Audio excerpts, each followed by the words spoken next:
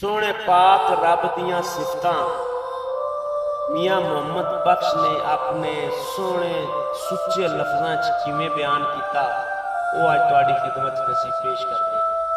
अव्वल हम्द सना इलाही, अव्वल हम्द सना इलाही जो मालिक हर हर दा, उसका नाम चतारण वाला किसे मैदान ना हरदा। किन्ना दे फल मिठे, किन्ना दे फल मिठे, कीते पच उनांदे कौड़े, किन्ना दे फुलकारी आवन नफे फलां दे थोड़े। इस अजैब बागे अंदर, इस अजैब बागे अंदर आदम दा रुख लाया, मार्फत का मेवा दे के वाह फलदार बनाया।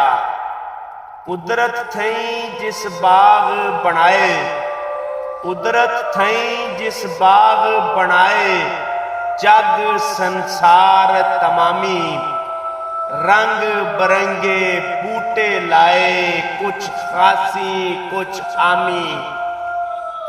हुक्म दे बिन कख नहीं हिलदा, हुक्म ओंदे बिन कख नहीं हिलदा। वाह कुदरत दे वाली, जिया जून निगाह आउंदी विच हर पत्ता हर डाली। आप मकानो खाली उस थे कोई मकान न खाली, आप मकानो खाली उस थे कोई मकान न खाली। हर वेले हर चीज मुहम्मद रखदा नित संभाली। आपे दना आपे बिना, आपे दना आपे बिना, हर कम करदा आपे। वाहिद ला शरीक इलाही, सिफतां नाल सिहापे।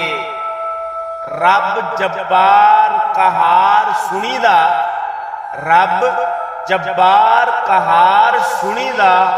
खौफ भला उस बाबू है सत्तार गफार, हमेशा रहम उम्मीद जनाबों।